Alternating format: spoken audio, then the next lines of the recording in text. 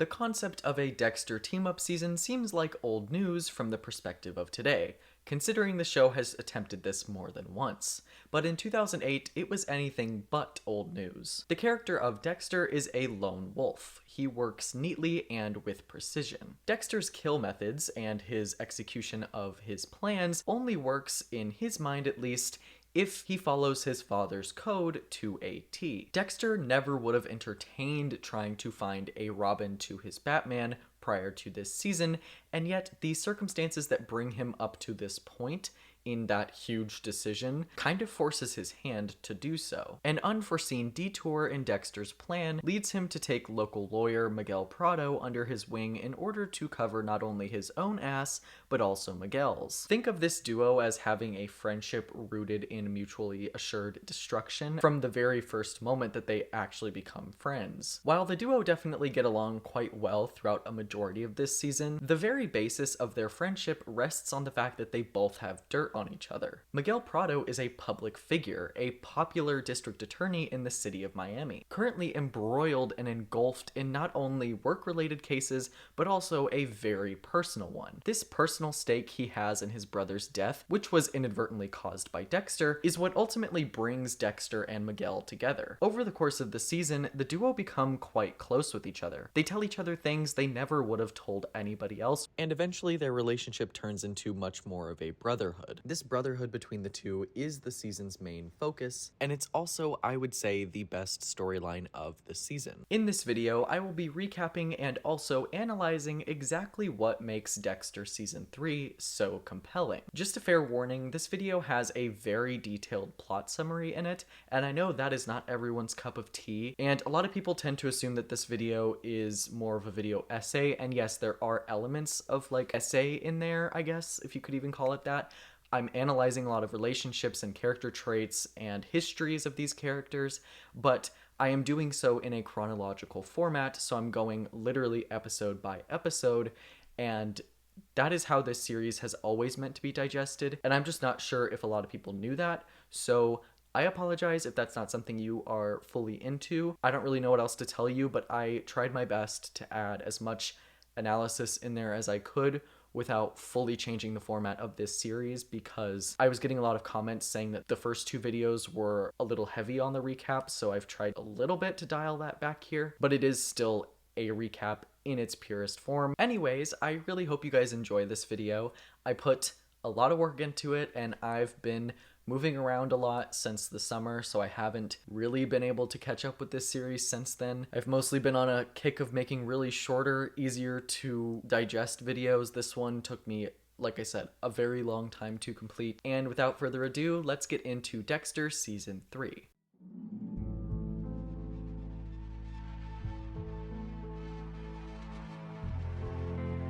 The opening of Dexter Season 3 sees Dexter utter the words, Life.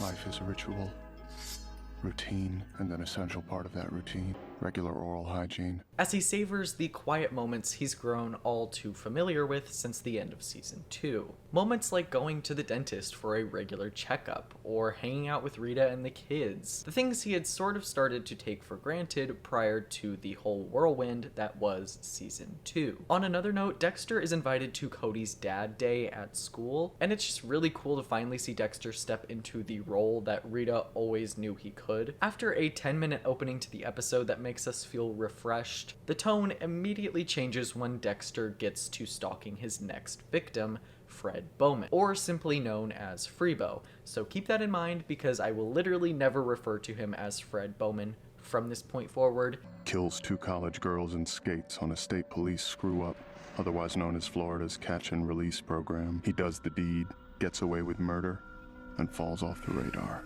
Later on at the station, we are, or I suppose aren't, introduced to Miami's latest new hire, Joey Quinn. Joey is meant to replace James Dokes, and let's just say the writers fail miserably to make me care about him as much as James. He just shows up out of nowhere, and you're expected to know exactly who he is from his very first scene. You changed your hair. Makes you look younger. I don't want to look younger. By the way, nice work on the Rinaldi case. I feel like this character would have made more of an impact right away if they had decided to bring him in from episode 1 and have all the characters meet him at the same time as the audience, because the way that they wrote this makes me feel like I missed an episode. Joey and Deborah, who has an atrocious haircut this season, are going to have a storyline here where Deb is suspicious about Joey's background, and it ends up leading to absolutely nothing, so if I don't spend too much time on them, that's why. In a short scene right after this, everyone in the bullpen learns that Detective Angel Batista is moving up to Sergeant and replacing Dokes. Now, I don't know exactly how long it's been since season 2 ended, like within the show, timeline-wise. Is implied that it's only been a couple of months, and that means that they've been without a sergeant for like months. I don't know much about police hierarchy, but it seems kind of strange that they have been without a sergeant for like 4 to 5 months when Batista was probably there the whole time and was ready to take on such responsibilities once Dokes died. I'd also like a word with the writers who completely forget about James this season. They write in like a couple of scenes this season where he's mentioned here or there, but like you'd think that the most notorious serial killer in Miami history, at least as far as anybody there is aware, you'd think that they'd be talked about quite often, especially if they were working for the police.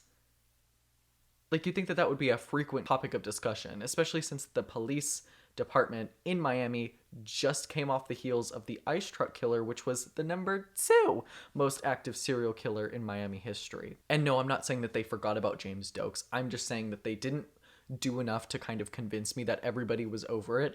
Like, Maria's pretty much the only one that ever talks about him, which is odd. Elsewhere, Dexter is able to get an audience with Freebo. He does this by pretending to be a potential client of Freebo's, looking to buy drugs. During this negotiation, Freebo's girlfriend Tegan interrupts them and tries to get a hit of his product, but when Freebo declines, she leaves him and packs all of her shit up. And I guess this is enough proof for Dexter to tell that Freebo's at least a bit of an asshole. In another scene, there is the setup of the Deb Quinn storyline that I talked about before. In short, Deb is confronted by a woman named Yuki, who works for Internal Affairs. This woman, Yuki, tries to get Deb to be her eyes and ears when it comes to learning as much as she can about, you guessed it, Joey Quinn. Except Yuki is unwilling to tell Deb what they are investigating Joey for. This girl, Yuki, takes a personal stake and she has a personal interest in seeing this man's downfall and causing this man's downfall. That night, Dexter confronts Freebo and attempts to kill him,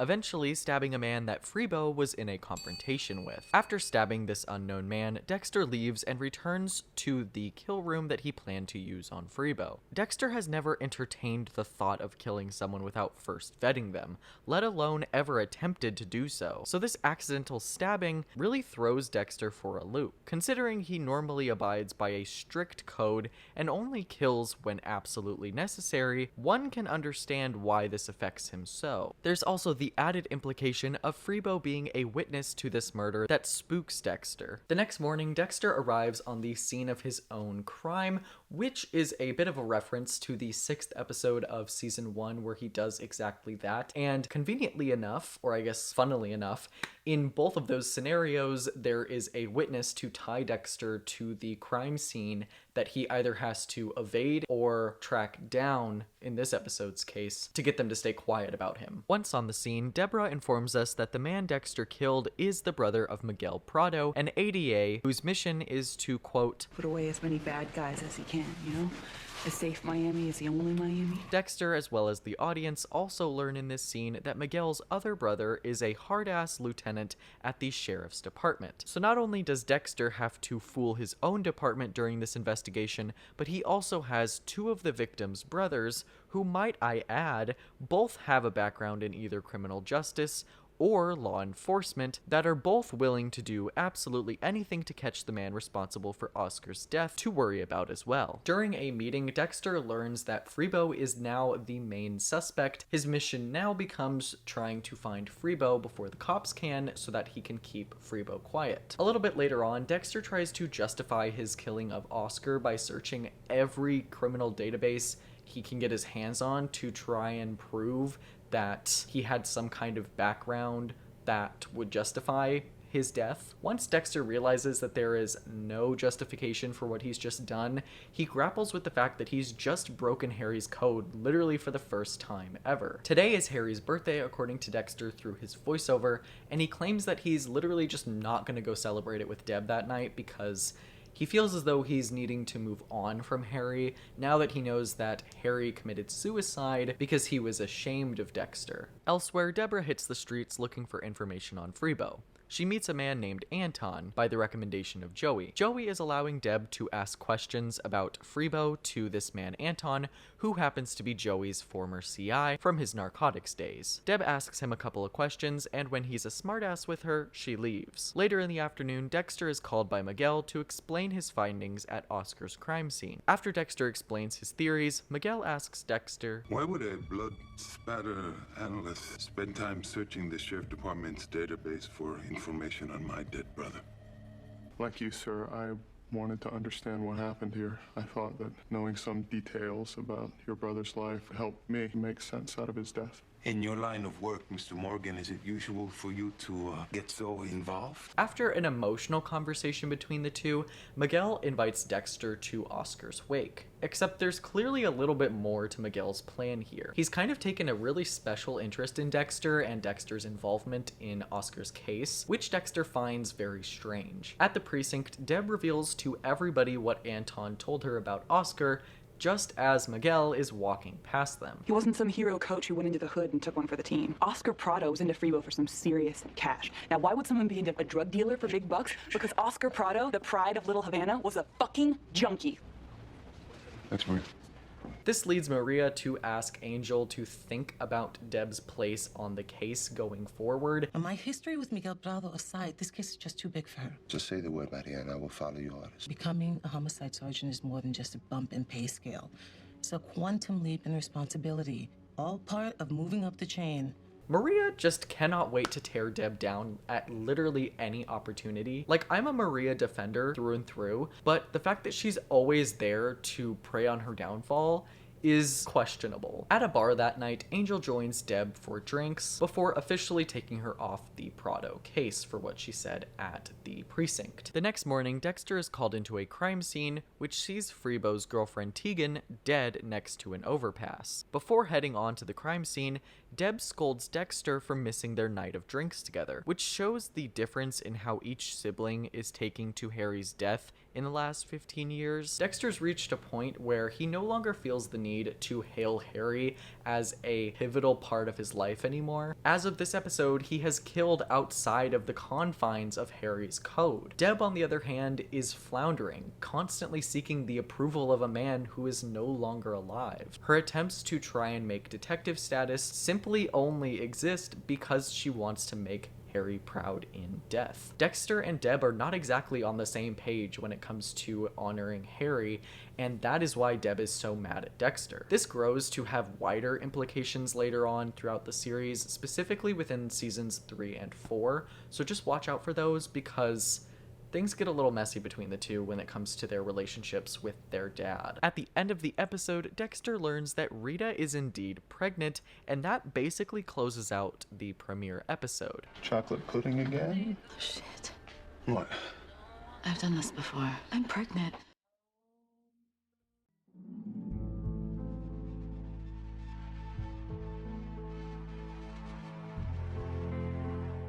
The second episode of this season opens with Dexter pondering the consequences of his and Rita's actions. With the confirmation of Rita's pregnancy behind them, Dexter is now forced to confront how a kid of his would turn out. Dexter says it himself, he's not in the business of giving life usually. What does an emotionally vacant man have to offer a child? He loves spending time with Rita's kids and making them breakfast and going to dad day with them. But being a father is much more than that, and Dexter knows that. Actually producing an offspring and molding them into a person that you can be proud of and also can function as a normal human being in society is a lot different than pitching in as a father for two preteens. Dexter has never considered fathering a child up until this point, and honestly, why would he? Up until about a year ago, he didn't even have a girlfriend, so that was literally never on his radar. And now that all of these things are changing so rapidly, Rita expects Dexter to keep up. Dexter's silence regarding the whole ordeal is quite upsetting and concerning to Rita, who before all of this felt quite strong and secure in their relationship. Rita's worried that Dexter will flake or try to force her to abort the baby. Dexter has no intention of doing either, but he clearly has no idea how to be there for Rita either. Elsewhere, Miguel scolds Maria for her handling of the Bay Harbor Butcher case, and we get our one and only mention of James Dokes this season. This is a good team. This is the same team, by the way, that shared a roof with the Bay Harbor Butcher. Maria advises Miguel to keep his distance from his brother's case, and this scene ends up giving us a lot more insight regarding the duo's past relationship than any other previous scene. Maria and Miguel were once romantically involved, and that's why Maria has such a personal stake in helping the man solve this case. She feels like she owes it to not only Miguel, but also due to her mishandling of the Bay Harbor Butcher earlier in the year. It was only like 3 or 4 months ago that she directly tried to sabotage the investigation against James Dokes. She feels like she has to get this next one right. Elsewhere, Yuki bombards Deb again, and I'm already so over this storyline. It's pretty much a carbon copy of the scene from episode 1. Also, just the writing of this scene is absolutely abysmal. Oh God, that really matters to you, doesn't it? Your cop friends. It's your whole life. Them, the job, the shield. Without that, you've got nothing. Except you're a treadmill. Kind of a cunt, aren't you?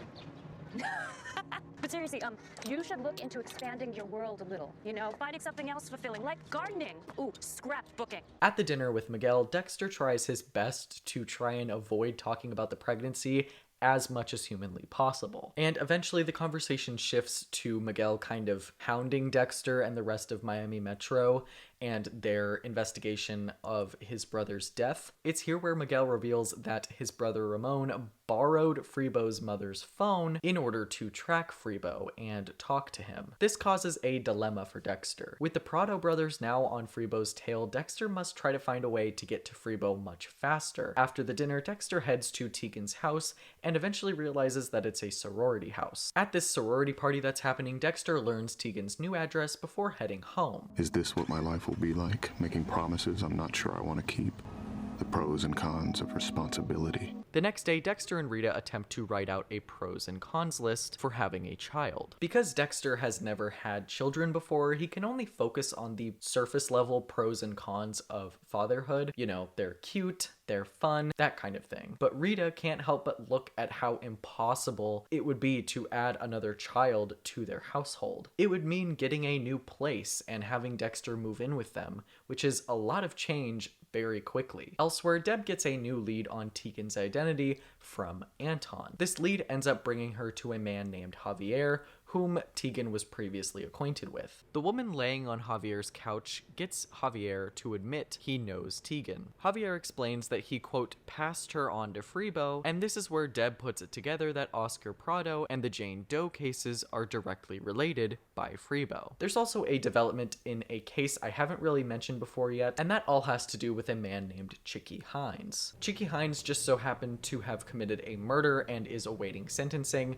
and it just so happens that our favorite ADA, Miguel Prado, is the man that's going to put him away. In this scene, Quinn and Batista end up hearing from an eyewitness about some other case that he can exonerate Chicky Hines and fully prove that he's innocent in this murder trial that's happening with the ADA, which really makes the whole trying to get along with Miguel Prado situation uncomfortable, considering he already isn't really happy with Miami Metro, and now they're going to try and discredit his work. Not only won't I be bringing him good news about his brother's case, worse, I'm gonna undermine his latest conviction. Think that's what he wants to hear right now? Also, Dexter and Angel bond over their current situations. This newfound pressure placed on Batista's shoulders has really started getting to him. Becoming sergeant is a big responsibility, and after having to demote Deborah and juggling the consequences of possibly going against Miguel Prado on his big case, while also investigating his dead brother's case, is a lot to handle. Similarly, Dexter feels just as lost regarding Rita's pregnancy. Dexter tells Angel about this whole situation. It's sweet to see Angel kind of pat Dexter on the back, even if Dexter feels kind of uncomfortable or unconfident in his own abilities as a dad. If you've seen the show up until this point though, there are a lot of signs that Dexter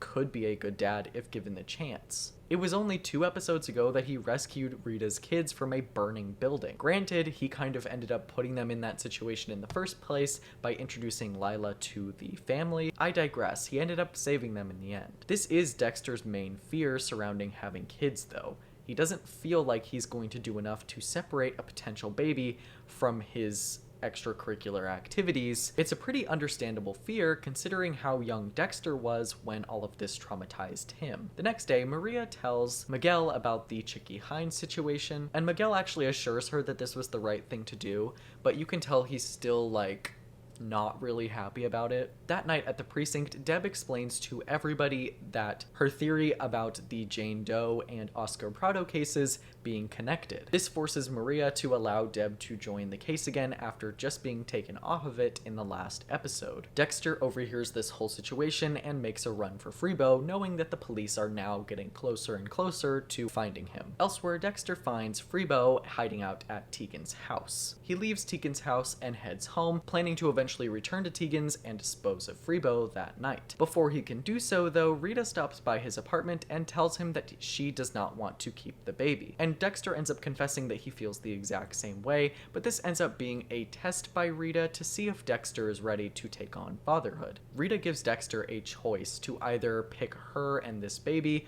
or single life forever. Basically, this would be the end of their relationship if Dexter chooses option B. Back at the house, Dexter kills Freebo to stop him from spilling the beans about Oscar. Also, Miguel is able to figure out that Freebo has been staying at Tegan's place, allowing him to break in and find Dexter at the scene of Freebo's death. The end of the episode sees these two at a standoff with each other. Dexter pleads self-defense and Miguel believes him. Miguel then unpredictably hugs Dexter and thanks him for taking care of Freebo for him. Dexter tells Miguel he has to leave, essentially sparing him from becoming tied to the case.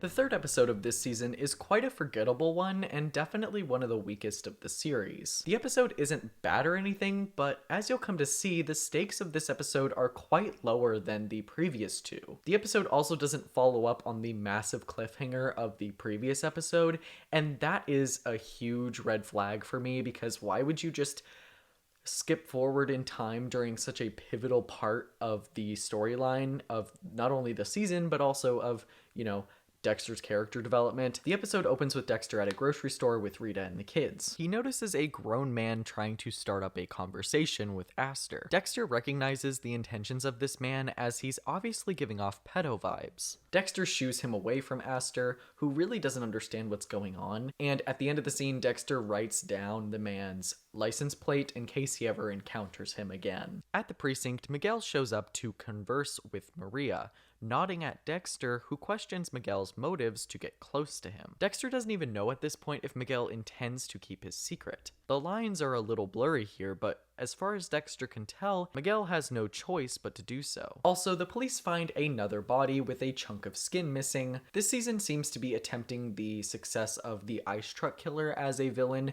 with the Skinner this season, and I gotta say, it's quite uninteresting in comparison. One by one, each new witness in this case will start to show up as a new victim in it, and that is just one such a boring way to choose victims. Like, why would the killer choose victims like that? I mean, it makes sense, okay?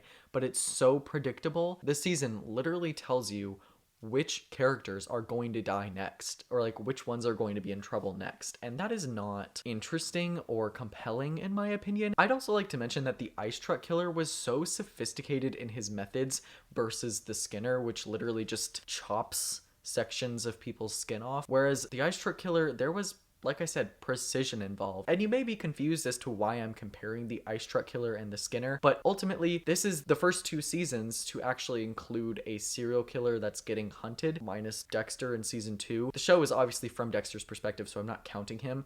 Basically, we've got the ice truck killer, the Skinner, okay? In both of these scenarios, they're presented very similarly. A killer starts cutting up or killing victims, and they start showing up in Miami pretty much every episode or every other episode. Just for some comparison here, the ice truck killer was out here slicing people into 9 equal parts, with such precision that it impressed the cops. The Skinner is just killing random people that are witnesses to a completely random case that he or they are not associated with. So it's just like not as interesting. You know, the ice truck killer's motives were very much based in the fact that he wanted to fuck with Dexter. And the Skinner doesn't really have anything to do with that. He's just some fucked up guy. There's just no comparison there. And the Skinner, I would say, is probably the show's weakest villain. What's even more annoying about this is that this storyline was clearly added because the Dexter Miguel storyline couldn't take up all 12 episodes by itself. This latest victim, Javier, is tied to Freebo, just like Tegan was, so the police assume he is probably responsible for this, and like he's probably the Skinner. However, Dexter and Miguel know that that's not true, so they're both kind of just like, we're just gonna let this guy do his thing, and we're just gonna kind of deal with our own shit going on. In another scene, Dexter finally tells Deb that Rita is pregnant. And just look at how our girl reacts. A motherfucking roly-poly, chubby cheek shit machine? Are you kidding me? I've never heard it described in quite those words before, but yeah. At the beach, Dexter has a heart-to-heart with Miguel. Within this scene, Dexter kind of catches on to the fact that Miguel is trying to sort of vet Dexter. This is a very interesting scene and a great example of Dexter constantly feeling like everybody is out there to get him. Still, Miguel seemingly has no intention of outing Dexter as a killer because Miguel was at that scene as well and is implicated in Freebo's death, so it's in Miguel's best interest that he stays quiet about it, but Dexter still isn't holding his breath about that. This is very uncharted territory for Dexter as a killer. He's never worked alongside someone or had someone know that he is a killer for more than like 5 minutes, other than Dokes, but I mean, that was a different situation. Dokes was very much against it, whereas Miguel seems to not really care that much. Although let it be known that Miguel doesn't really know that Dexter is a killer, he just knows that he killed someone, which is kind of the same thing, but you get what I'm saying. That night, Dexter investigates Nathan Martin, the man who was watching Aster in the grocery store. The man that was talking to Aster in the grocery store. During this, Dexter is visited by Miguel at his apartment and the duo get to talk. Miguel goes on to explain his complicated relationship with his father, and Dexter actually relates to this. This scene between the duo is a pretty core tentpole of their relationship going forward, as they feel like they've both simultaneously been robbed of the relationship they had with their fathers, and they both resent their fathers for different things. Dexter was never fully abused. Actually, that's kind of arguable, but Harry certainly forced certain labels and emotions on him that maybe Dexter wouldn't have had he grown up without Harry. As a result of all of that trauma, Dexter now in this season has to kind of prove to his dead dad that he wasn't exactly all right about the code, and that some things definitely did not need to be put in place, because Dexter's now killed outside of the code. Also in this scene, Miguel suggests that they get rid of Freebo's body, to which Dexter explains that he already did that, and Miguel, not really believing Dexter, arranges for them to go find the body in the morning so that Miguel can see with his own 2 eyes that it's been fully taken care of by Dexter. The next morning, Deb presses Anton about who might have had issues with Javier. Anton has some reluctance talking to Deb at this point, since Deb was pretty much the last person to speak to Javier, and it looks like the Skinner is targeting witnesses, which Anton himself now is. Deb ends up arresting Anton for lighting a joint in her presence, which it's just like, girl, we have bigger fish to fry. I really don't think that this is the thing that you should be spending your time on, considering you're trying to get leads on the Skinner. Elsewhere, Dexter shows Miguel where he dumped Freebo's body. Issue an exhumation order now, and then we can I need you to not do that. Look, I've never done this before. I don't know what kind of evidence I left on the body. Hair and fibers. I can't have it traced back to me. Fair enough, fair enough. Does leave us with our next little problem. With Freebo taken care of, Miguel decides that they need to shift their focus to manipulating the police's idea of who the killer actually is. I guess to kind of draw attention off of Freebo, which you think would kind of go against their idea, but if they keep looking for Freebo, they might eventually find him, I guess is what Miguel is feeling like. At the beach, Aster is stalked by Nathan again. This time he is taking photos of her. Dexter notices this from afar and decides that he needs to take Nathan out for good. After Cheeky Hines is sentenced, Maria questions Miguel, who tossed out the witness that Miami Metro provided for him. which he said that he wasn't going to do. As Miguel walks away, we are introduced to Ellen Wolf, the defense attorney hired by Chicky Hines. She herself is quite personally involved in this case, going as far as to bash Miguel in the news after the trial is over. We'll come back to her because it's a bit more important later on, but for now, just know that Miguel and Ellen have a bit of a blood feud going on. After having Anton arrested, Deb is forced to let him go when Joey questions her judgment. After all, Anton was originally Quinn's CI, so Deb has kind of overstepped her boundaries here. It's like, why are we worrying about this guy, and why are we worrying about what he does in his spare time? That is the least of our worries. Towards the end of the episode, Dexter warns local pedophile Nathan to stay away from his kids, which really shows that even though Dexter doesn't feel like it, he really has stepped up as a father figure to Rita's kids, and is in fact ready to take on the responsibilities of fatherhood with his own newborn. The next morning, Dexter plants a missing poster with Tegan's face on it, deliberately throwing Deb a bone within her investigation so that Deb catches on to the fact that the two cases are related. Right before this discovery, though, Dexter reveals to Deb that he's unsure he wants to take on the responsibility of fatherhood, and Deb reacts in a very strong manner. I'm not sure I'm gonna be there to raise the baby. What?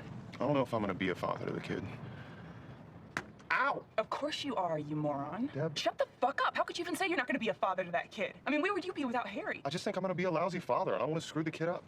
Would you please stop doing that? Then stop saying stupid things. I mean, first of all, who are we kidding? You're going to be a great father.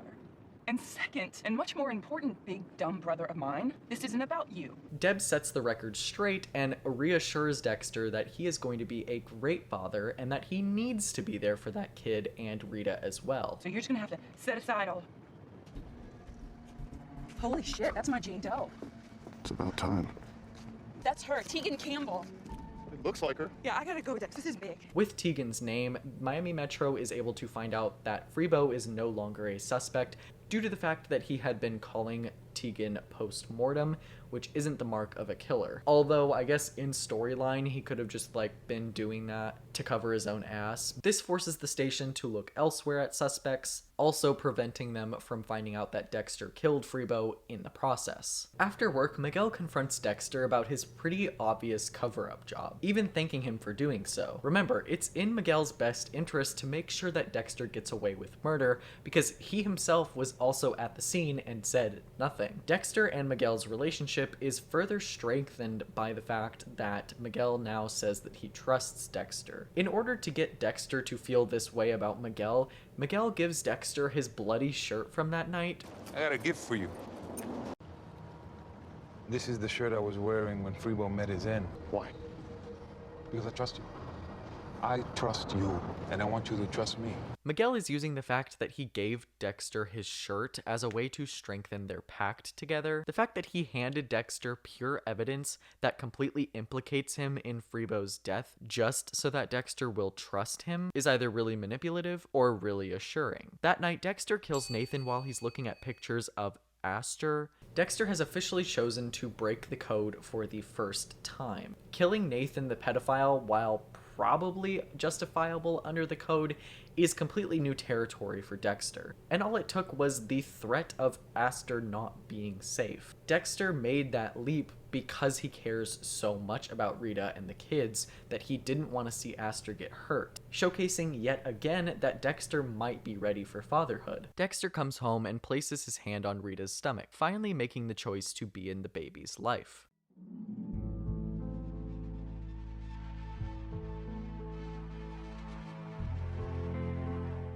The fourth episode opens with Dexter and Rita telling the kids about her pregnancy. Dexter, who is unable to approach the situation with sensitivity, accidentally just blurts the news out, which receives an underwhelming reaction from the children. It's also in this scene that the kids ask if Dexter is going to marry Rita, to which Dexter says, Should we?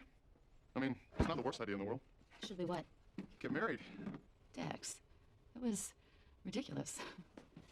Later on at Miguel's barbecue, Rita tries to explain to Dexter regarding his botched proposal, and Dexter tries to understand why what he did was so wrong and why getting married would be such a bad idea. Dexter is a very logical person, so he breaks situations down based on how beneficial they are rather than how he feels about any given subject. Like with having a kid, his hesitation surrounding fathering this baby rests not on the fact that he doesn't want a kid, but rather on the fact that there was a potential for that baby being just as screwed up as he was as a kid. Rita just cannot comprehend why Dexter decided to propose in that way, or why he said he never considered it before so nonchalantly. Also at this barbecue, Ramon grows increasingly fed up with Miami Metro's handling of his brother's case. Dexter hypothesizes in his monologue that no amount of sweet talk from Miguel is going to calm Ramon down. The next morning, Dexter and Deb arrive at a new crime scene featuring a woman covered in her boyfriend's blood. At the hotel that Rita works at, after a bout of morning sickness, she gets a call from Aster, who makes her feelings regarding the botched proposal known to Rita. Aster feels as though if Dexter becomes her stepfather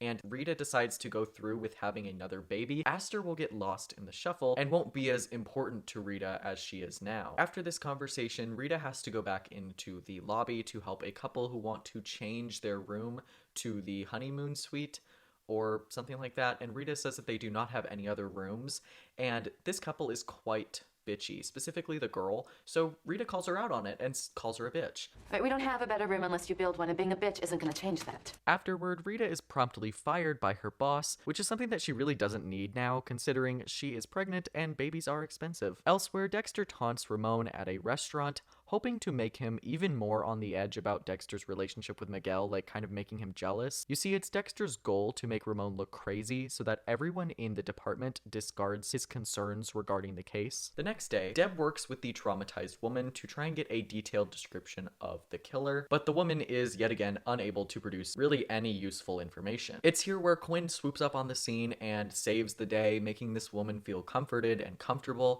tries to get through to her on a human level rather than just using her for information. A bit later on, Deb drinks with Anton, and she's using Anton in this scene to get more information on Quinn, and it's just like, again, girl, this is the least of our worries. Like, the last episode, or the episode before, you arrested this guy for smoking a joint in front of you, and now you're investigating your partner for literally no reason. At Rita's house, Dexter tries to convince Rita to marry him yet again, with a more analytical tone, which is obviously kind of frustrating to Rita because getting married, you shouldn't really think about it from that perspective. You should think about it from a perspective of love, and Dexter hasn't really made his intentions and feelings clear to Rita yet. He's kind of just said, oh, it'll be great because we can, file taxes together and we can have insurance together and all of these, how things look from the outside rather than like what it would do for their relationship and what it would do for their household. There's also a storyline introduced in this episode that will have absolutely no importance going forward regarding Batista hiring a prostitute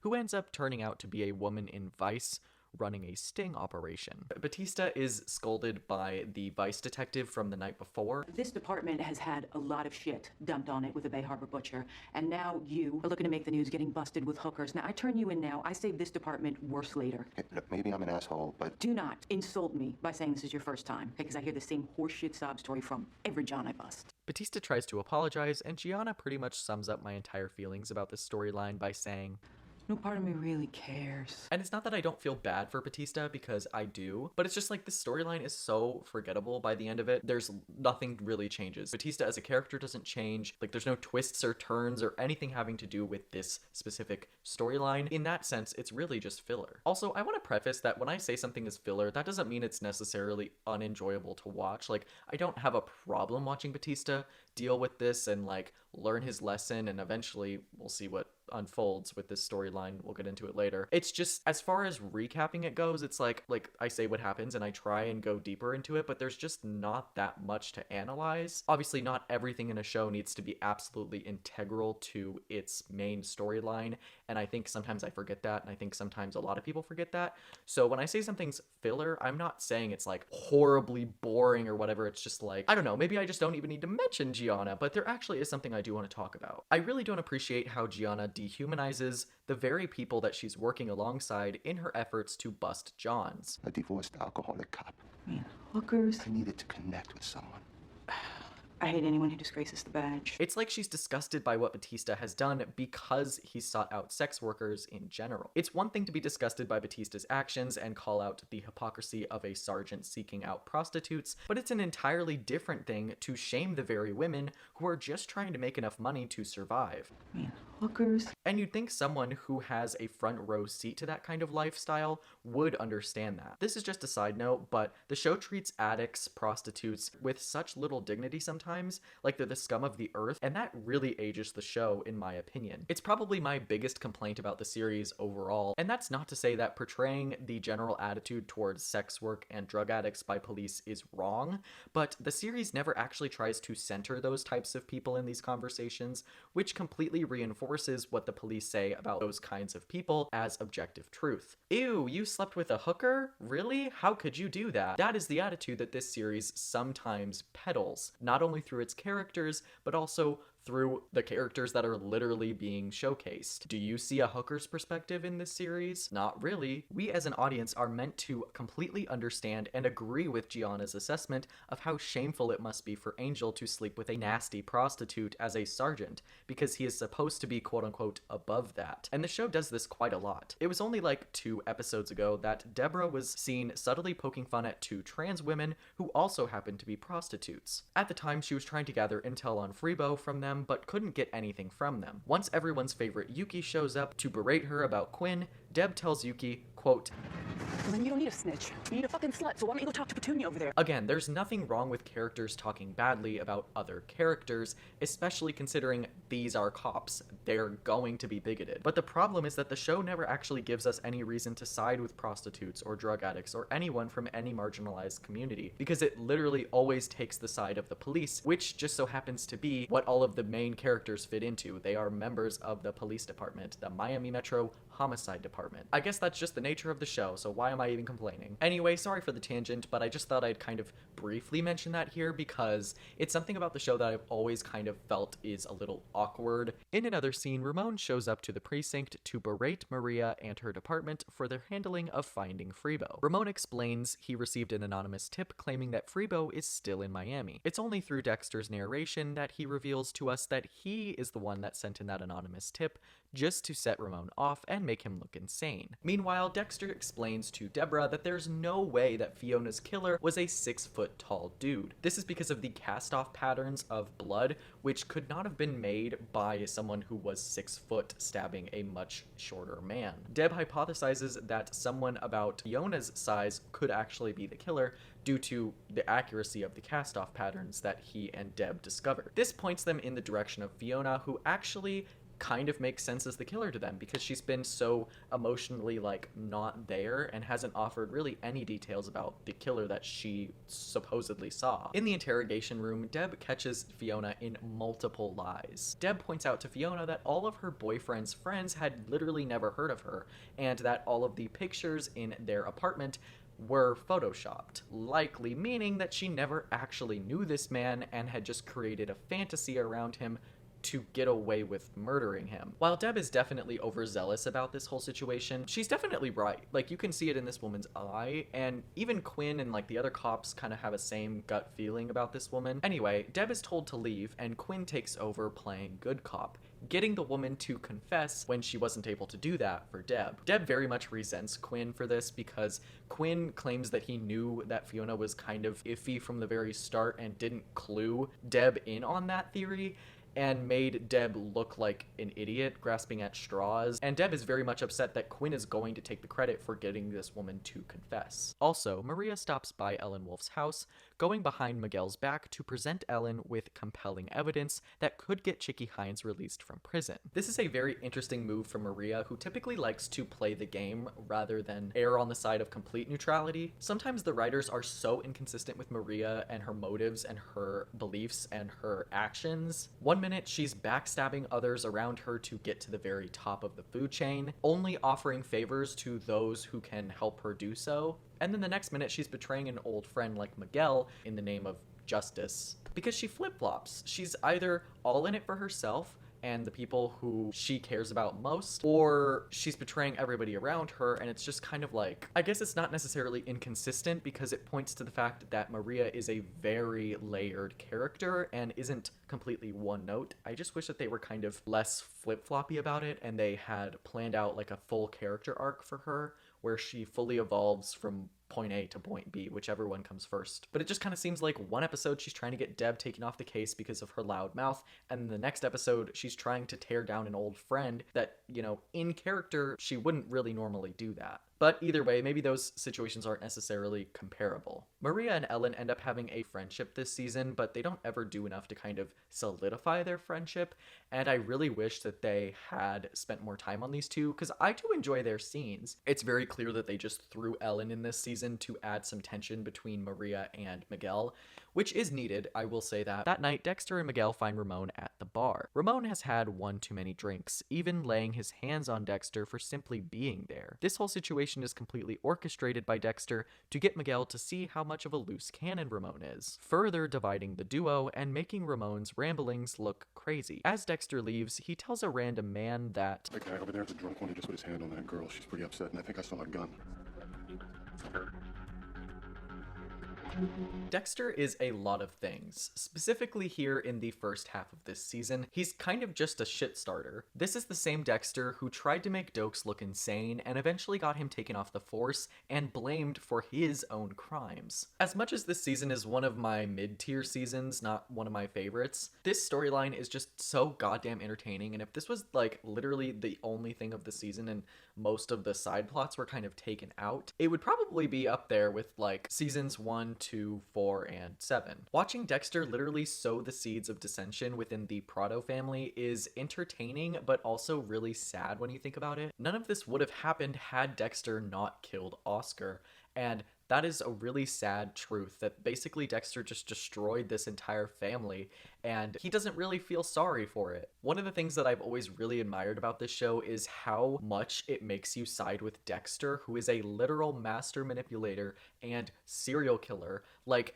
why am I, as an audience member, cheering for that? Like, why do I want to see this poor family destroyed? That is the beauty of this show, is that it can fully just manipulate you into siding with this person that, yes, has had a lot of trauma in his life, and that's what has ultimately led us here, but is still a serial killer. Back at the precinct, as Deb is leaving, she is yet again confronted by everyone's favorite character, Yuki. I'm honestly just so tired of this storyline at this point. Yuki tries to make Deb feel insecure about the fact that she didn't really have a whole lot to do with getting Fiona to confess. The thing about Deborah this season is her entire goal is to make detective. And while she's made some significant progress, she's also had a lot of setbacks, and having Quinn take the credit for something that she did is really upsetting to her. The next morning, Miguel confesses to Dexter that he doesn't feel like he can trust his brother Ramon anymore, which has basically been Dexter's plan all along. The end of the episode sees Dexter officially propose to Rita in front of the kids, giving a really romantic speech in the process, completely gaining the support of the kids, and finally a yes from Rita. You're what makes me real. I want us to always go out for banana splits and replant the lemon tree that keeps dying. And I never ever want to miss a pizza night. And that's how I know I want to marry you. Please, say yes. Yes. Yes, we will marry you.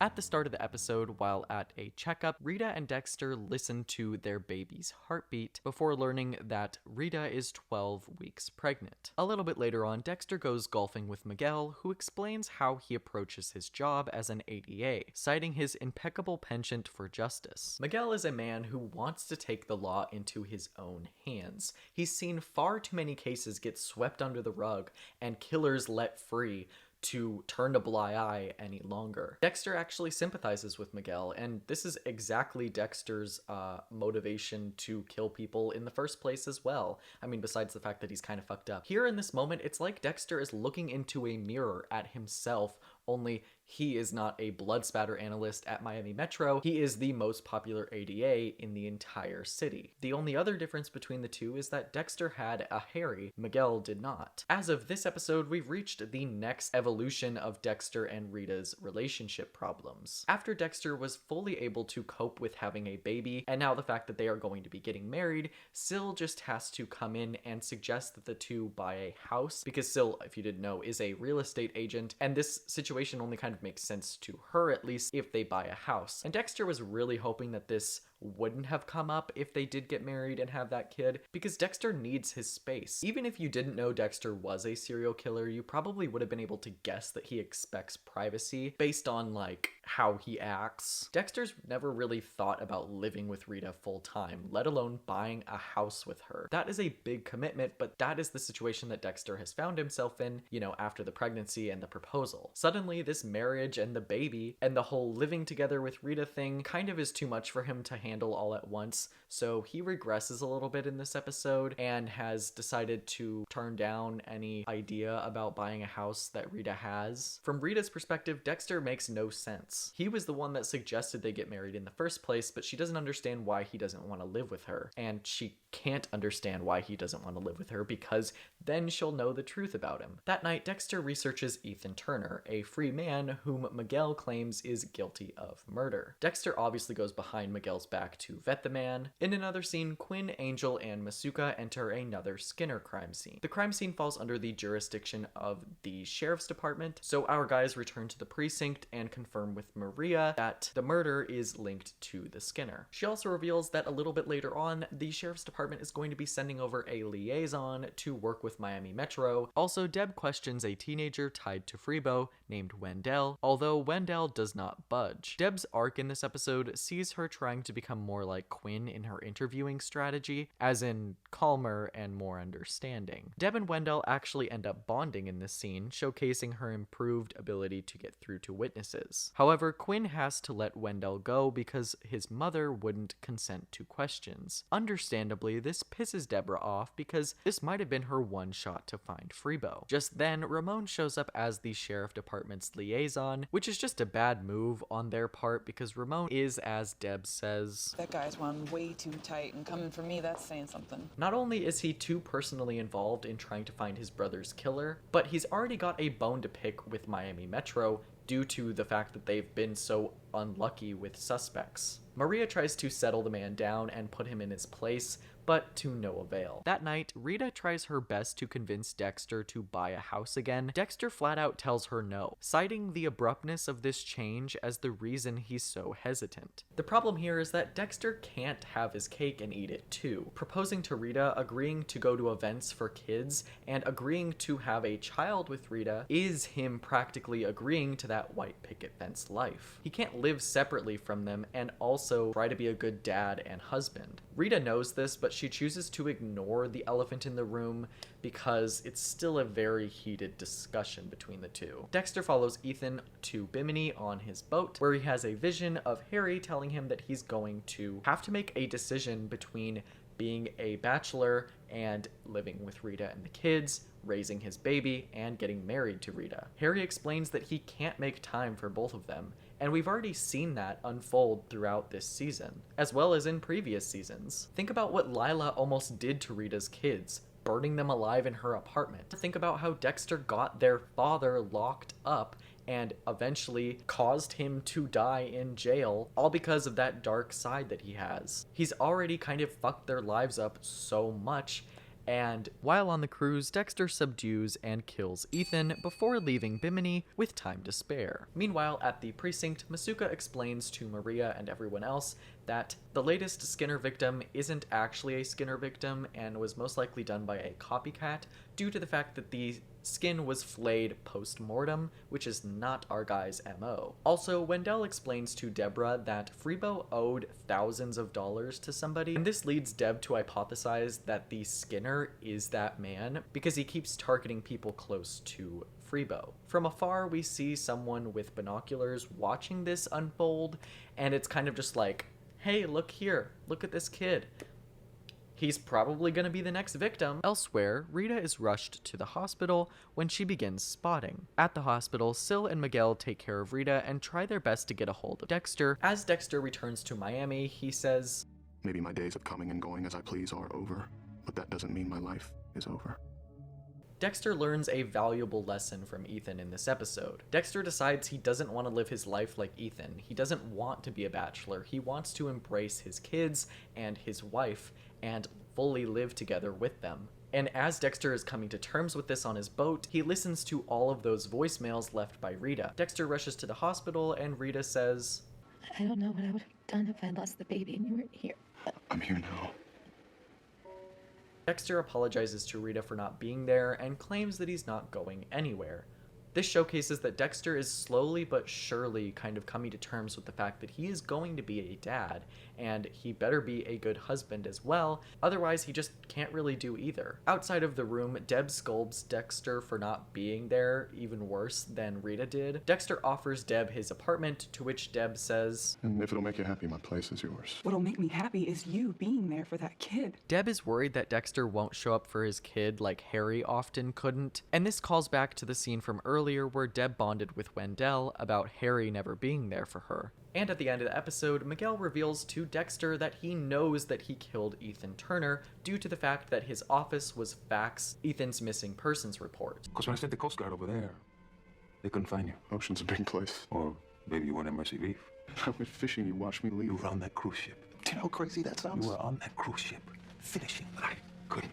At this point, we know that Miguel has a dark side to him. He has even said in the past that he wishes he could have been the one to kill Freebo. And in this scene, he thanks Dexter for taking Ethan out too. Dexter still denies the claim that he did do that, but Miguel knows it's the truth because he set this whole thing up. He baited Dexter and basically tried to figure out if Dexter would do the whole Freebo thing again. The episode ends with Dexter coming to terms with the fact that Miguel is proud of his darkness, unlike Harry, who was very, very ashamed of it.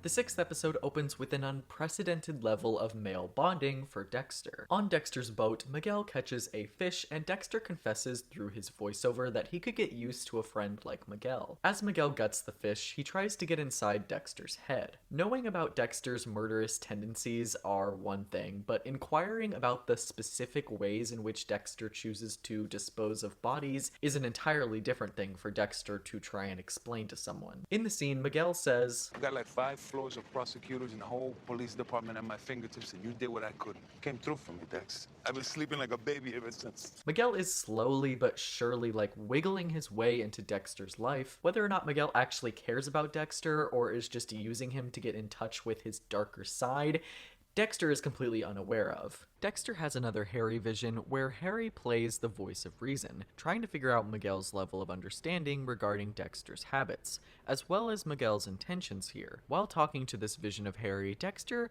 compares and contrasts Miguel's acceptance of him and his darkness to how Harry reacted. Famously, Harry was very ashamed of Dexter, especially when he saw him in the act. The next day, Dexter arrives at the next crime scene to see Deb in shambles. The victim, predictably, is Wendell Owens, the 15-year-old doorman of Freebo. Deb is specifically upset because she really did bond with this kid, and she personally feels like she could have done more to protect him. At the station, Deb asks Dexter his opinion on whether or not the Skinner is targeting witnesses. I feel like that's kind of an obvious assumption here in this juncture, considering literally every single witness tied to Freebo has gotten the axe. Dexter then points Deb in the direction of Ramon as the Skinner. From an outsider's perspective, it makes sense. Ramon has a motive to find Freebo. The Skinner victims didn't start popping up until after Oscar died, so it kind of looks like it could make sense. A rogue cop going off to kill people that associate with the man who likely killed his brother. From this moment on, Deb begins building a case against Ramon, but decides to keep it quiet for now until she can find something solid. A little bit later on, Dexter shows Miguel an old case file that Dexter dug up, I guess as a way to challenge Miguel and his understanding of Dexter's true darkness. While you're sleeping like a baby, this is who's keeping me up nights. Justice comes at a price.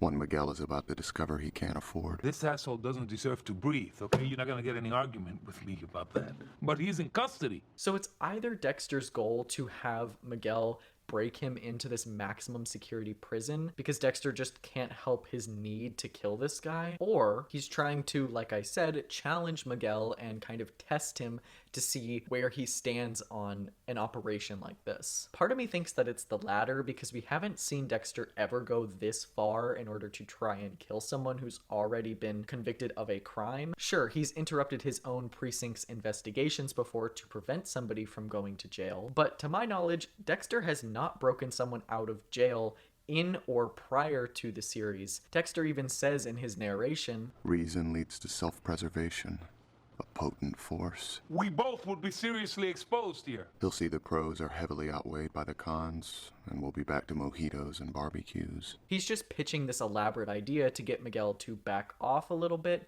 so he can continue his work privately. Shockingly though, Dexter's manipulations to get Miguel to back down end up failing, and this idea ends up exciting Miguel because of the high-risk, high-reward stakes involved. Miguel also feels as though he owes Dexter one because of the fact that Dexter has already, quote, done so much for Miguel. The next day, Deb goes to Quinn and Batista about her theory that Ramon is possibly the Skinner, and Batista gives her permission to discreetly follow Ramon later that night. Elsewhere, Dexter finds out through Maria that everyone's favorite records lady, Camilla, is sadly ill and doesn't likely have that long to live. Dexter goes to the hospital to visit Camilla, who tells him that right before she dies, she wants to find the perfect key lime pie. Dexter, of course, feels as though he owes it to her to help her do so because she was such a dear friend to Harry, as well as Dexter throughout his teenage years. The next day at a barbecue, Sylvia offers Rita a job as a real estate assistant. I kind of wish that this duo was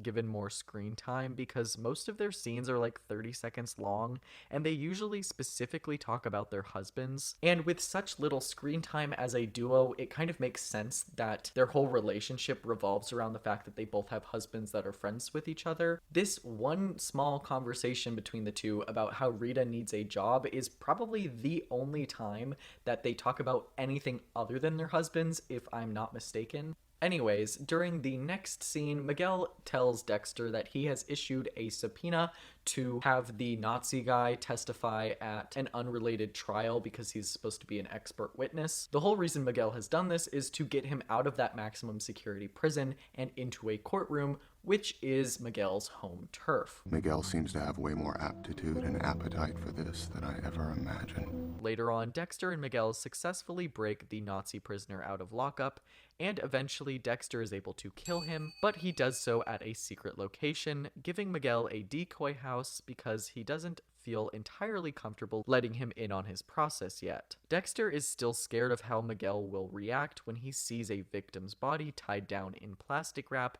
and stabbed in the chest. Dexter's ritual is incredibly sacred to him, and the only other person that I can remember who has fully seen him in the act is Harry. Dokes did kind of see it, but not really up close and personal. He really only heard it from the inside of his cage. Fully letting Miguel in on his process is a pretty big step, and Dexter's not really sure that he's willing to fully commit like that. Pretty much this whole season, Miguel has been very curious about Dexter and his needs, and what he gets up to in the night. This is mostly because Miguel has a part of him that's very similar to Dexter, and he sees Dexter as an unexplored facet of his personality. Elsewhere, Deb tails Ramon and discovers him knocking a civilian out before dumping him in the trunk of his car and driving off. Deb eventually follows him to an abandoned building to find him torturing the man. Deb calls Quinn for backup, and together they discover that Ramon cannot be the Skinner because all he really does in this scene is spray some Coca-Cola up this man's nose before letting him go. Later on at the station, Deb and Quinn bring Ramon in and get LaGuardia's permission to arrest him.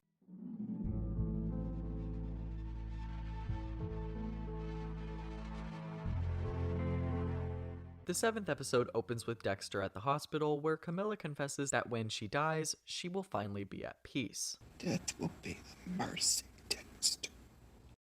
Elsewhere, Maria scolds Ramon for his off-duty investigation. Miguel joins Ramon in trying to convince Maria to let him off the hook. Maria agrees to do so long as Ramon gives up his gun and badge and takes an early retirement. Dexter and the others investigate the crime scene of Lisa Morton, who was found dead in her home. Masuka quickly hypothesizes that the suspect is a man named Albert Chung, and eventually they are able to match Albert's DNA to blood found at the scene, which pretty much confirms their suspicions. Later on, Dexter goes golfing with Miguel, and the duo talk about what needs to be done about Albert Chung. Miguel suggests that they just let the police find Albert Chung, and they should instead shift their focus to the quote-unquote root cause, Chung's blood-sucking, soulless defense attorney, Ellen Wolf. So yeah, I mentioned a couple episodes ago that Ellen Wolf and Miguel would go on to have a pretty heated rivalry here in this season. On Ellen's side, she is trying to strip Miguel of his credibility, considering she feels as though he's put away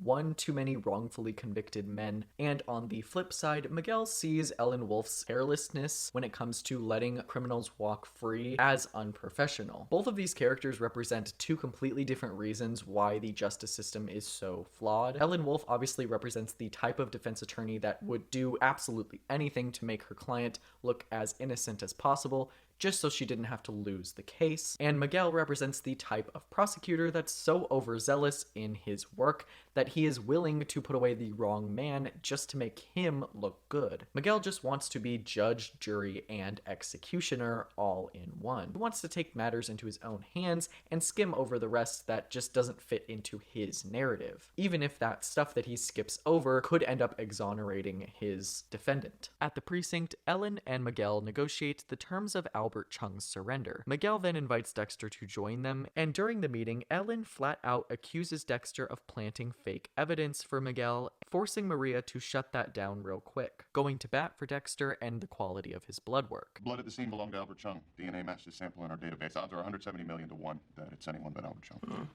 Won't hold up. You do know what odds are. The jury won't. Not when I get done discrediting you and your chain of custody. I think we all know how easy it is to plant evidence, and, well, you look the time. Do I see sheets of plastic in your future? Dexter's work is solid. It's here where Ellen and Miguel start going after each other's personal lives before Miguel straight up just calls her a streetwalker. Don't kid yourself. You might as well be walking the street the way you make a living. Okay, enough! Enough!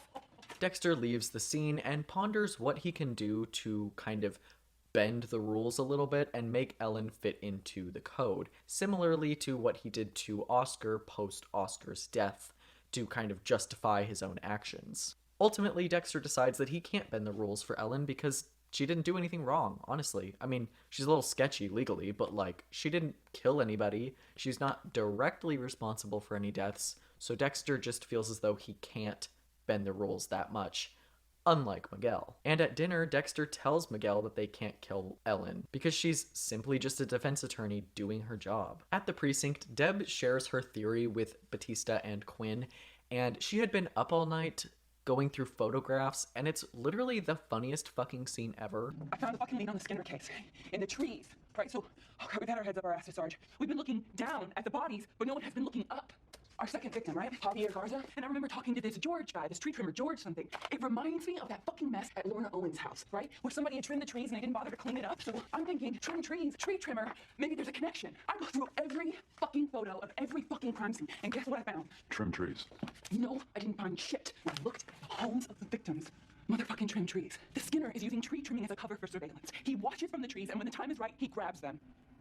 In another scene, Anton confesses his feelings to Deb, who reluctantly agrees to use Anton as bait for the Skinner, and the duo end the scene by making out with each other. So it is official, Anton and Deb are now a thing. Later on, Miguel reveals to Dexter that Ellen Wolf had a hand in bringing in Albert Chung, disproving in Miguel's mind that she really does play the system for her own benefit. This kind of cools Miguel off of Ellen for a bit. Don't worry, he still absolutely hates that woman's fucking guts, but he's not so gung-ho about killing her right now because at the end of the day, she did the right thing and brought Albert Chung in. Also in this scene, Dexter asks Miguel to be his best man, and I'm just like, first of all, we've known this man for like a month, And second of all, can't you just have Deb be your best man? Dexter then brings the perfect key lime pie to Camilla, lacing it with sodium pentothal, which kills her almost instantly. Camilla knows what Dexter is doing and even thanks him for finally laying her to rest.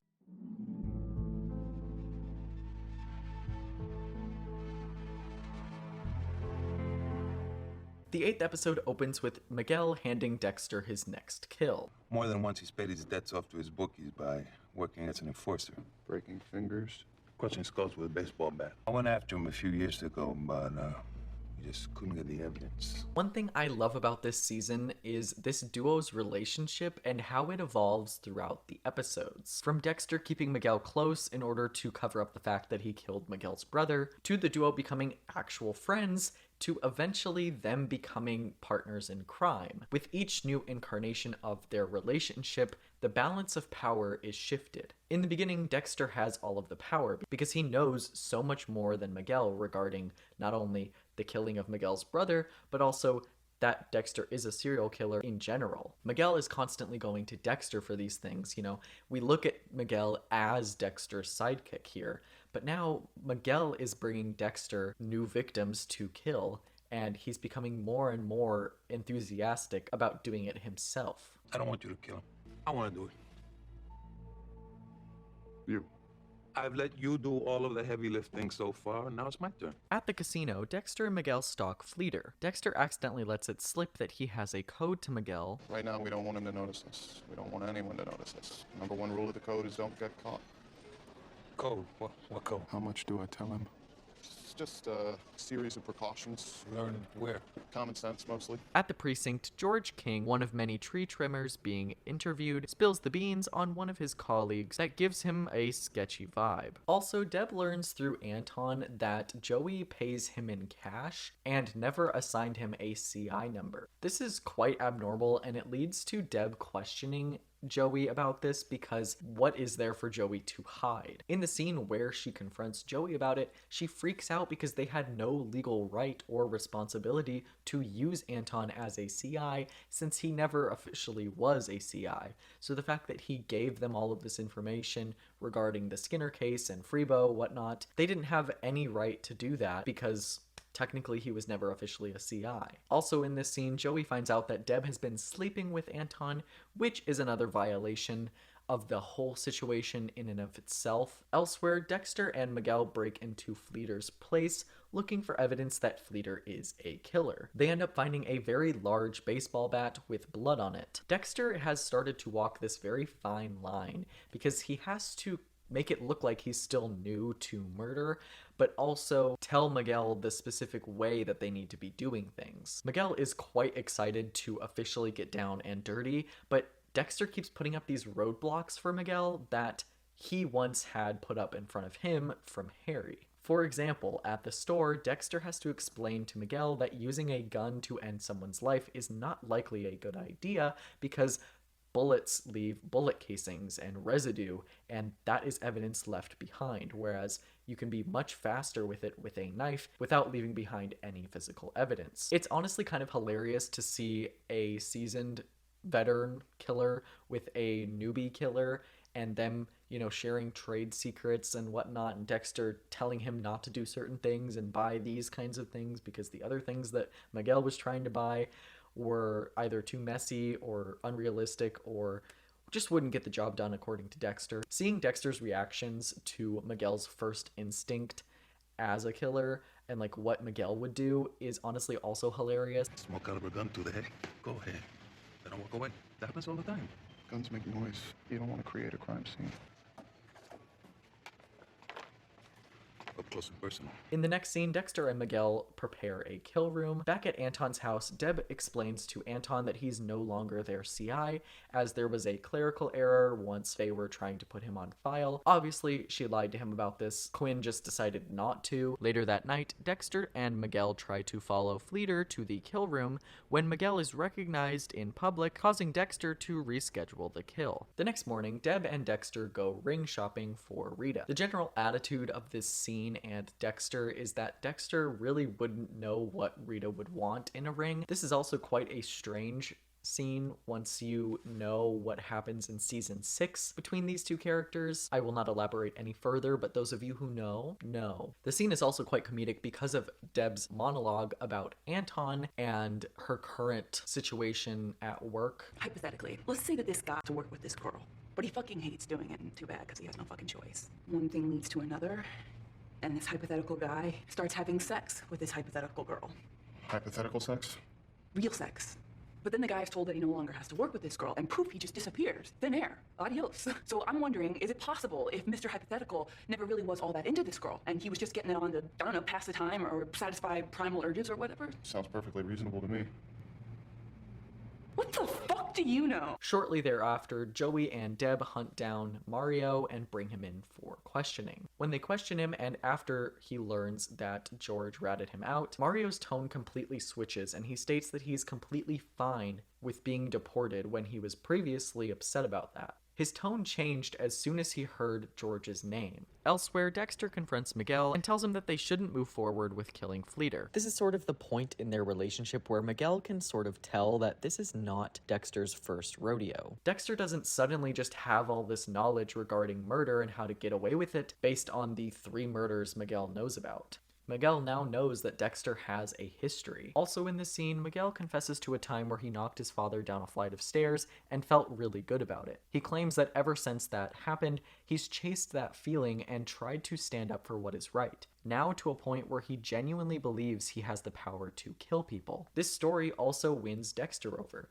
Dexter now is convinced that he and Miguel are supposed to kill Fleeter together. Later that night, Dexter allows Miguel into his process. The whole thing. The M99, the smelling salts, the pictures on the wall. Miguel definitely takes over the part very well. Dexter is impressed. He even allows Miguel to stab Fleeter himself. At this moment, it's like Dexter is looking straight in a mirror. Miguel experiences a euphoria in this moment. Dexter stops Miguel from taking a trophy before having him leave so he can clean up. Oh, also at the end of this episode, Deb learns through Anton's bandmates that he has been missing for a number of days. This causes Deb to head to his apartment and confirm that he is gone. Deb then notices that the trees in front of his house have been trimmed, which leads her to believe that he has been kidnapped by the Skinner. In the ending montage, Miguel confronts Ellen and kills her. Dexter has handed Miguel all of the tools to make sure he can get away with playing the system exactly how he feels he should. And with that, Miguel has finally finished his metamorphosis. Miguel has now killed a woman who isn't entirely innocent,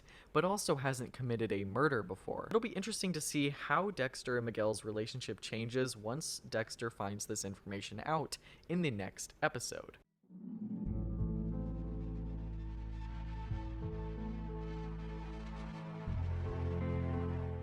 In the opening montage, Dexter rides an emotional high from killing Fleeter last night by going about his morning activities, narrating in his voiceover that he finally feels like he's not alone. Bringing Miguel into his world, into his ritual, has not only never happened before, but also Dexter never would have dreamt that he would have a partner to do this with. It's a very surreal moment for Dexter, who's been doing this for 15 years now, and has never so much as even talked to anybody about it until Miguel. Well, if you don't count Brian, Dokes, and briefly Lila. With Miguel, though, he's had extensive conversations with him about justice, power, and now they've actually done the deed together. Sil then drops by and asks Dexter if he was with Miguel all night, and while Dexter does confirm that they were together, Sil learns that there was a huge gap of about 6 hours between the time that Dexter got home versus the time that Miguel got home, leading her to believe that Miguel is having an affair. This prompts Dexter to find Miguel at his house, demanding answers for what happened last night. Miguel then lies to Dexter about being at a bar called Jack's Hideaway until the sun came up. Dexter is able to figure out that Miguel is lying because Dexter randomly knows that this bar actually closes at 2 a.m. The next scene confirms that George King,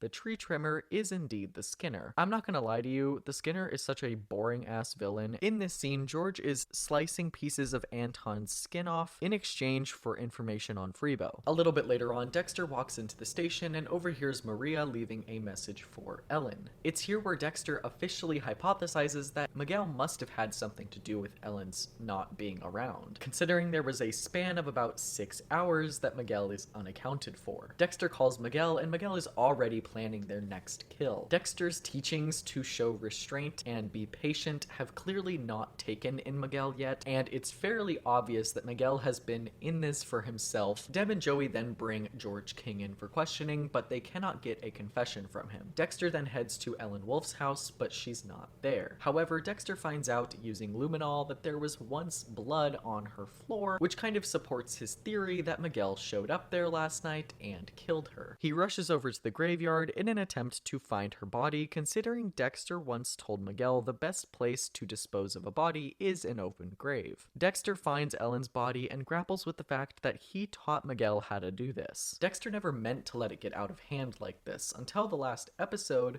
there wasn't many clues that Miguel was ready to go out there and actually try to attempt murder by himself. It's almost as if Dexter has created his own Frankenstein's monster, and Harry warned him about it. Now Dexter knows exactly how Harry felt about Dexter killing people. It's a really good, full circle moment and, a nice juxtaposition between Harry and Dexter as characters. In a short scene after this, Rita intervenes in Miguel and Sylvia's love life and gives Miguel some marital advice. Instead of arguing with Rita, Miguel tells her that she is a wise person and has insight. Keep this in mind because it will become very important in a minute. Those are the words that he says to her. Dexter heads to lunch with Miguel and confronts him about Ellen Wolf. Miguel comes clean and apologizes for not doing things by the book, but ultimately defends himself, stating, Because I know you wouldn't approve. She wasn't guilty. Apparently we have a different definition of that word. You got rid of her because she got in your way. Dexter decides to tell Miguel that they can't do any more independent projects, and that from now on, they work together. Before Dexter entered Miguel's life, Miguel might not have ever made it to this point.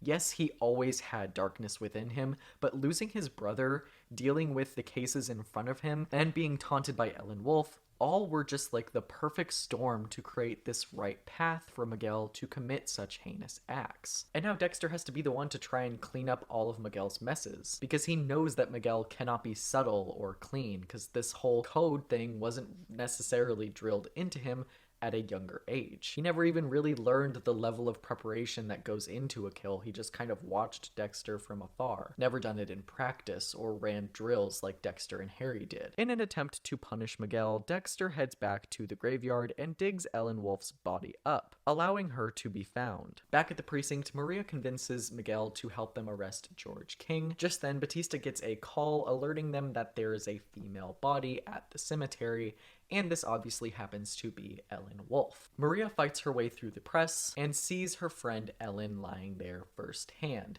And it's honestly such a sad scene to see Maria constantly have all these people die that she knows and cares about. When Miguel shows up at the cemetery, he immediately knows that Dexter is responsible for this body being found, and it's a really chilling scene. Miguel just knows that Dexter is trying to knock him down a peg, and so he pledges to never kill an innocent man again, knowing that Dexter can just as easily turn it around on Miguel and get Miguel exposed for it. This is where Miguel tells Dexter, You're a wise person, aren't you?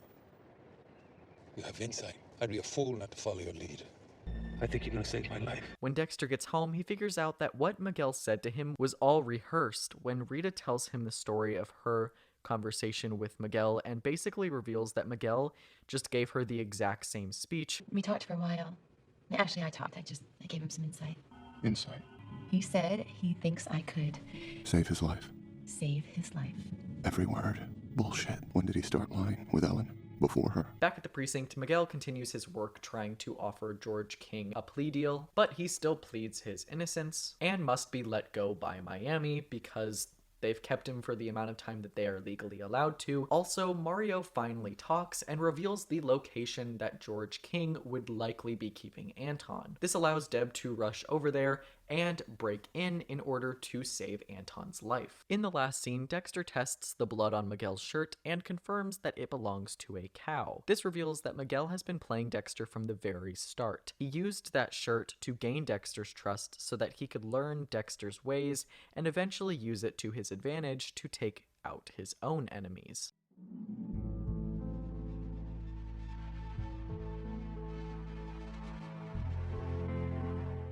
The 10th episode opens with Dexter and Rita at dinner with Sil and Miguel.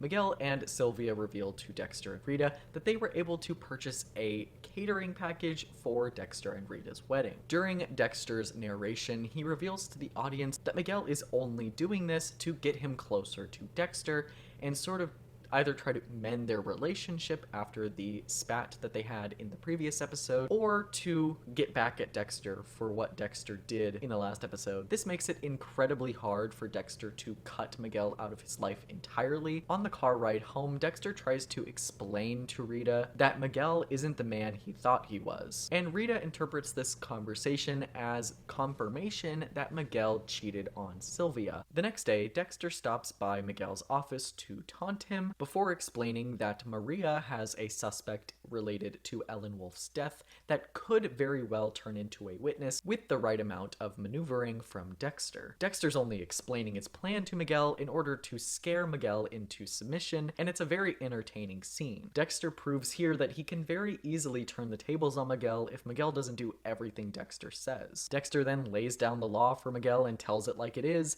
that after the wedding is over, their friendship is over as well. Elsewhere in the interview room, Maria hounds the bartender that was flirting with Ellen the night that Ellen was killed. When Joey walks in and exonerates the bartender, Miguel and Dexter are watching from afar, and it's just so fun to see Miguel's cover-up fall apart in front of his own eyes. Now that this bartender's story has been corroborated by Quinn, the police are going to start looking harder, and the danger of Miguel being found out as Ellen Wolf's killer has begun to fester in his mind. With the knowledge that Maria has to let the bartender go, she instead uses him as a witness. Before the bartender leaves, though, he does give the precinct information on what kind of car was pulling up to Ellen's house that night. A black SUV with bright headlights. That night, Miguel tries to manipulate Maria and her handling of the Ellen Wolf case. With Maria under Miguel's thumb, she might not ever come to the conclusion that Miguel is the killer, and this is Miguel's plan. Miguel then romances her, and she begins making out with him, fulfilling Syl's theory that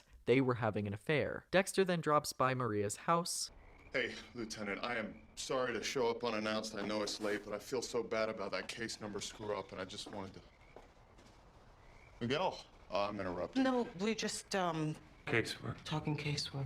What Dexter has successfully just done is intercept Miguel from being able to manipulate Maria, because shortly after Dexter leaves, Maria tells Miguel he should go too. Just as Miguel is leaving Maria's house, Sylvia drops by and confirms her suspicions that they are having an affair. Even though technically they didn't do anything wrong until this very night with the kiss, all Sylvia can see is Miguel leaving Maria's house, which looks very suspicious. You swore to me last Thursday.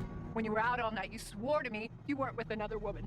But now, I think you were here. Well, last Thursday, he was not. You'll probably be a lot better at seeing through his bullshit than I was. And that line directly causes Maria to be slightly suspicious of Miguel. As Miguel leaves in his black SUV with his high beams on, this only furthers Maria's suspicion. So, in the last 24 hours, not only was the prime suspect in Ellen Wolf's death exonerated, but Maria's trust of Miguel has also begun to waver thanks to the fight he had with Sylvia. At breakfast the next morning, Miguel shows that he can play just as dirty as Dexter when he explains that he filed a police misconduct report against Deborah for allegedly sleeping with her CI. Dexter breaks into Miguel's house and is able to find Ellen Wolf's wedding ring in the man's cigar case. Dexter leaves Miguel a receipt, just in case Miguel wasn't able to figure out who is responsible for this. So it's safe to say that this friendship between Dexter and Miguel is honestly never getting repaired. At the precinct, Miguel and Dexter meet on top of the roof and have a pretty heated discussion between the various betrayals. I am the last person you want to fuck with,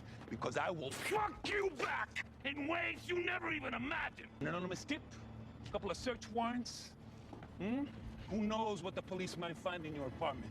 I'll do what I want, when I want, to whomever I want. Count on it! It's clear here that Dexter's mind games have really started to get to Miguel. And at the end of the episode, it's revealed that George King was hired by Miguel to spy on Dexter, but basically Miguel's plan here is to use George King to get rid of Dexter. This ends up revealing that George King has been under Miguel's thumb since the end of last episode when he orchestrated getting King released. And the irony here is that Dexter believes he's on top of this situation when in reality, the balance has completely shifted in Miguel's favor because Miguel knows something Dexter doesn't. George King is going after him. The end of the episode sees Dexter being kidnapped by presumably George King.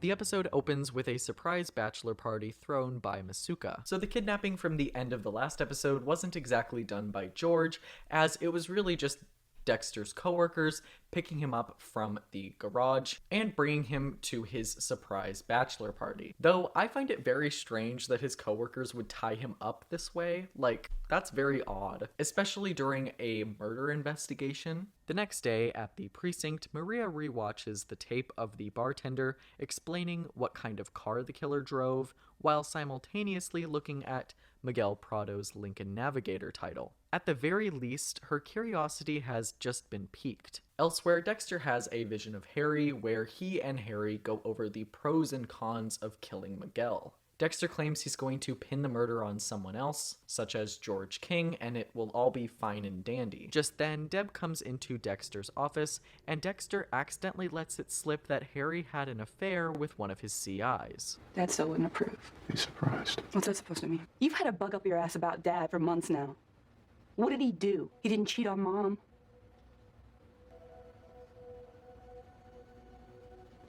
Bullshit. Bullshit? Who? CI. You always wanted to be like Dad. Seriously? Deb is in complete and utter disbelief, as up until this very moment, she had constantly put her father up on a pedestal and chose to conduct her life exactly how Harry would have. And now she has just found out that she kind of did. Before she knew that Harry was cheating on her mom, sleeping with her own CI Anton was seen by Deb as something that Harry would have frowned upon. But now that Deb knows that Harry was doing basically the exact same thing with his CI, it really ruins her image of Harry not only as a father, but a husband as well, and also calls into question her own morality. In another scene, Anton goes over his statement with the police. Anton goes over his statement again with Deb, describing in great detail that he could hear his own skin being cut off. Deb learns from Anton that George King even took his spare change because he needed to use the payphone. Deb then searches through the payphone records of that specific payphone to find out who George was calling. That night, Maria has dinner with Miguel, who tries to sweet-talk his way into her favor again. She plays it cool and makes an excuse to head outside in order to check his truck for DNA. Dexter watches all of this unfold from his car, and Miguel eventually leaves Maria's before figuring out that she went into his car. Maria walks into Dexter's office and asks him to test this piece of tape for hairs and fibers. Obviously, she's trying to figure out if they belong to Ellen, but Dexter doesn't want to let her know that he knows what she's doing. Okay, and then somehow Miguel has the ability to know that Dexter and Maria are on to him, and the fact that Dexter is testing the piece of tape for fibers and hair and whatnot, because he gets notified that the DNA results came back. Kind of confusing to me. I never really understood how he was notified about this DNA result coming back when it was supposed to be just Dexter and Maria who knew about it. So he must have like tapped Dexter's computer or something and like, I don't know, some technical mumbo jumbo that I don't understand. Later that night, Maria finds the hair follicle results in Dexter's office and confronts him about it. She lays out her entire theory about Miguel to Dexter, which, if you look at it from Maria's perspective, Dexter doesn't exactly have any reason to believe Maria, because Dexter and Miguel are like best friends. But Dexter promises to keep it on the down low for now, convincing her that he had no idea. Dexter heads to Miguel's hotel room, where he breaks in and figures out Miguel is planning to kill Maria that night.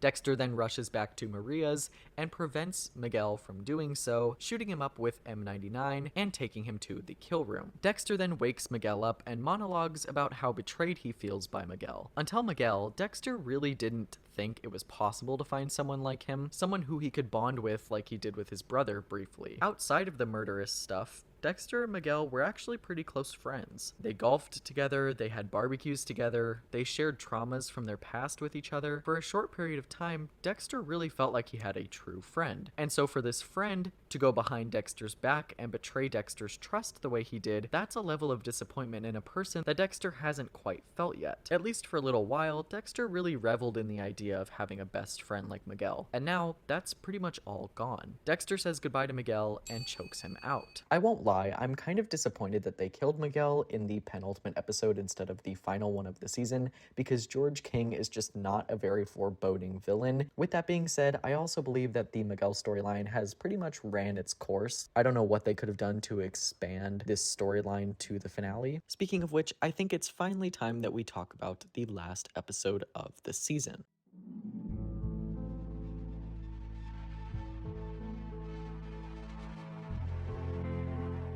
At the beginning of the episode, Miguel's body is found by a man in the park, and soon thereafter, Miami Metro is there on the scene. Ramon is understandably pissed about this. After Ramon forcibly removes Dexter and Rita from Miguel's funeral, Dexter and Rita return home. Also, Dexter reads a letter out loud from Rita's mom that reads, "Let's hope the third one's the charm," which Dexter assumes is about him getting married to her, but that wouldn't make sense considering she's only been married once to Paul. When asked about it, Rita straight up lies to Dexter and claims that she did only have one husband and that the third time's a charm is related to the fact that Rita's having her third child. Although their child is nowhere near its due date, so the fact that Gail would send this letter days before the wedding and not right before the baby was about to come is very odd to Dexter. It's also very strange for Dexter to be on the opposite end of this spectrum, getting lied to rather than lying to someone, especially Rita, who he keeps a lot of secrets from. Later on, Dexter returns to his apartment to find it ransacked and full of police officers who are investigating the break-in. Dexter quickly figures out that Ramon is responsible for this, which leads him to use Ellen Wolf's ring to try and tie Miguel to her murder, which would further ruin Ramon's reputation. Dexter does some research on Rita's past while at the precinct, eventually finding out that she was married to a man named John Ackerman at the age of 16. Elsewhere in the station, Batista reveals that Deb has finally got her detective shield, which is the goal that she's had pretty much this whole season. There's another scene shortly thereafter that I really enjoy between Dexter and Maria. Maria's complex emotions regarding saying goodbye to Miguel, and also her mourning him as the man that she once knew, on top of her feelings that she still has about Ellen and her murder, is a bit too much for her at this moment. She's recently just learned that the city voted to name a highway after Miguel, and this throws her for a loop. In this moment, she complains to Dexter and feels like everybody should know the truth about Miguel. In her mind, justice was never served for her friend Ellen, and therefore it feels wrong for her to celebrate Miguel in the way that everybody is. Dexter has the same feelings, but tells her that she would basically be ruining his family's reputation more rather than Miguel's at this point. The irony here is that Dexter plans to do just that behind closed doors with the wedding ring. Later on at the wedding rehearsal dinner, Ramon shows up drunk, points a gun at Dexter before getting arrested by Angel and Deb. The next day, Dexter meets up with Ramon in his holding cell. Ramon then tells Dexter that he was hired as a bodyguard by Miguel to protect Miguel from Dexter because Miguel was quote-unquote scared of him. It's here where Dexter learns from Ramon that Miguel was not the one to push their father down the stairs. It was in fact Ramon. Miguel only lied to Dexter to gain Dexter's sympathy. After buying a suit for the wedding, Dexter is attacked and kidnapped by George King. With rumors that she might not get her shield due to the affair she had with Anton, Deb heads to the station to confront Maria. As Deb gets to the precinct, she confesses that she wanted to be with Anton, and though that compromised the case at hand, she still wants to be with him now. For a moment, it looks like Maria is going to scold Deb over this, but she instead gives her shield, officially making her Miami Metro's newest detective. Deborah, in shock, thanks Maria, and this is just such a cute scene considering how far these two characters have come together. If you look back to season 1, Maria was always trying to discredit and kind of belittle Deb, and here in season 3, Maria has definitely grown as a person, as now she's thanking and praising Deb for her work on the Skinner case. Elsewhere, Dexter wakes up tied to a table in a warehouse. During a vision of Harry, Dexter starts thinking about the possibility of him and Rita raising their baby together. Dexter fights his way out of this situation and escapes before the cops get there. He throws King off of scaffolding in front of a police car, which ends up killing George, making it look like a suicide in the process. And finally, Dexter shows up to his wedding with a broken hand. Dexter and Rita finally get married, and it's just the perfect conclusion to the third season, in my opinion.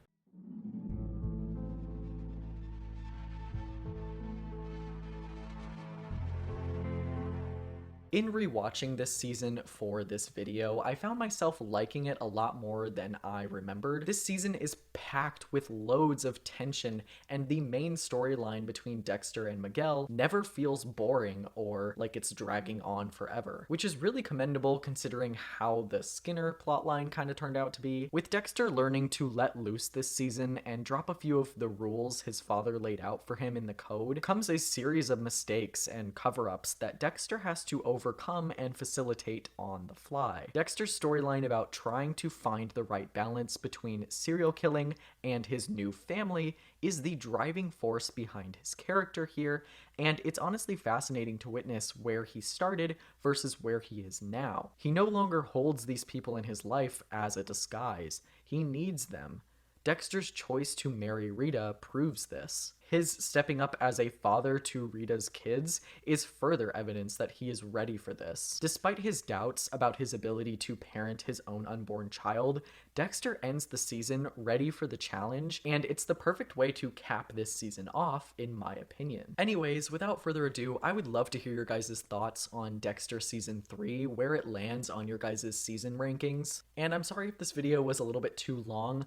I tend to get on to tangents, and it becomes kind of hard for me to get back on track sometimes. I did try my best to analyze as many aspects of this season as I possibly could while sticking to the recap format that I established in the first two videos, and I do understand a lot of the complaints or criticisms that you guys come to me with because I don't just want to watch a recap. Like, I know that it's a lot more engaging when I analyze or dissect characters and storylines a lot more deep than just A happens and then B happens and then C happens. I obviously try my best to appease everybody, but that's just not very possible when you're creating for YouTube. Anyways, I really do hope that you enjoyed this video. I spent a lot of time on it. I will see you guys in the next one. Bye!